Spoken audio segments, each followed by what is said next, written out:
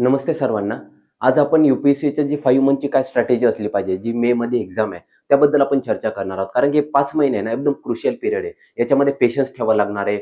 दुसरी गोष्ट पर्सिव्हरन्स ठेवावं लागणार आहे. पर्सिव्हरन्स म्हणजे चिकाटी. एक चिकाटीने 5 महिने जर केलं ना, तर आपण प्रिलिमची एक्झाम, जी मेची एक्झाम आहे ना, ती चांगल्या पद्धतीने टॅकल करू शकतो. त्या दृष्टिकोनानं काय स्ट्रॅटेजी असली पाहिजे? नंबर 1. नंबर 2 कोणकोणते रिसोर्सेस यूज केले पाहिजे? नंबर 3 आपण कशा पद्धतीने गेलं पाहिजे, कळालं का? असे 3 पॉइंटवर आपण आता याच्यावर चर्चा करणार आहोत.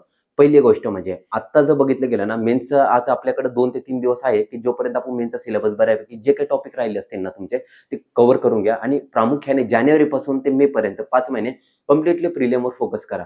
कारण की प्रिलिमवर फोकस केल्यामुळे काय होणार आहे, की आपण मेन्सला जाणार आहे आणि मेन्सचा सिलेबस आहे ना, आता ह्या क्षणाला नाही का, ॲटलीस्ट 70+% आहे ना, कंप्लीट झालेला असला पाहिजे. कारण की मे नंतर आहे ना, टाईम भेटत नाही 3 महिन्यामध्ये. कारण की आपल्याकडे काय असतं माहिती आहे का, आपलं मटेरियल त्याला तर रिवाईज करावंच लागतं. डेली काय करंट अफेअरचे इश्यूज असतात, त्याच्यावर सुद्धा क्वेश्चन पडण्याचे भरपूर सारे चान्सेस असतात. कारण की जॅनपासून ते सप्टेंबरपर्यंत हा जवळपास 7 ते 8 महिन्याचा जो कालावधी ना, हा मेन्सच्या दृष्टिकोनातून खूप इम्पॉर्टंट असतो. म्हणून आता एक एक्झाम्पल काय आहे, जे काही इश्यूज चाललेले आहेत जानेवारीपासून ते मेपर्यंत, आता स्ट्रॅटेजी काय असली पाहिजे त्या दृष्टिकोनातून बोलतोय मी. जानेवारीपासून ते मेपर्यंत जे इश्यूज चाललेले ना, त्याच्यावर प्रॉपर एक-एक रोज इश्यू पकडायचा, त्याच्यावर प्रामुख्याने काम करायचं आणि त्याच्यावर क्वेश्चन कशा पद्धतीने पडू शकतो. फक्त एकच इश्यू पकडायचा, कळालं का?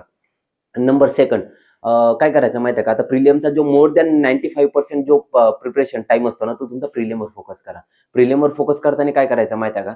जी एन-सी-आर-टी असते, बेसिक लेव्हलला आता करंटला क्वेश्चन म्हणजे बेसिक कन्सेप्च्युअलाइज आहे ना, क्वेश्चन यू-पी-एस-सीला फार विचारताय. इथून मागचा आता करंटला 3 वर्षापासूनचा ट्रेंड बघितला ना आपण, तर असं. पण त्याच्याबरोबर आपण थोडं फॅक्ट्स वाईज पण जाणार आहोत. कारण उद्या बाय चान्स एखादा फॅक्च्युअल क्वेश्चन विचारला, तर आपल्याला तो सुद्धा टॅकल करता आला पाहिजे.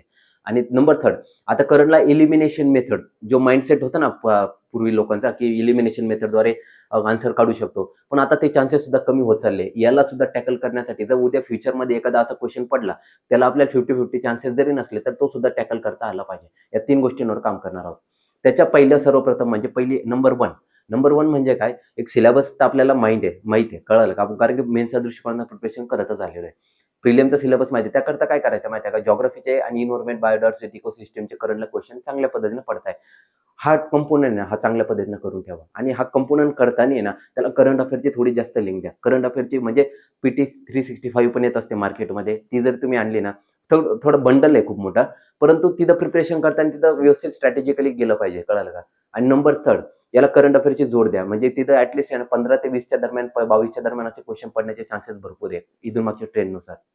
नंबर 2 पॉलिटीचा कंपोनंट सुद्धा स्ट्रॉंग करून ठेवा. जेणेकरून तिथं तुम्हाला 10 to 12% 10 to 12 मार्क्स आहे ना आपल्या क्वेश्चन आपल्या हातामध्ये असतात. परत त्याच्याबरोबर नाही का इकॉनॉमिक्सचे कन्सेप्ट सुद्धा क्लिअर करून ठेवा. आता पहिले कसं असायचं 11-12ची एन-सी-आर-टी जरी वाचली, तरी बऱ्यापैकी क्वेश्चन नॉर्मल करून करंट अफेअरची लिंक दिल्यानंतर सॉल्व्ह करता येत होते. परंतु आता करंटला बॅकग्राऊंडला म्हणजे इथून मागचा ट्रेंड बघितला ना 9वी-10वीची एन-सी-आर-टी मधनं सुद्धा क्वेश्चन पडायचे चान्सेस भरपूर वेळा झालेले. पण त्याला करंट अफेअरची सुद्धा लिंक द्या. म्हणजे कसं असतं करंट आणि प्लस स्टॅटिक्स या गोष्टी आणि कन्सेप्ट या तिघांचं ज्यावेळेस आपण कॉम्बिनेशन करतो ना, आपल्याला आन्सर लिहिणं किंवा एखादा आन्सर टॅकल करणं फार सोपं पडतं. कळालं का?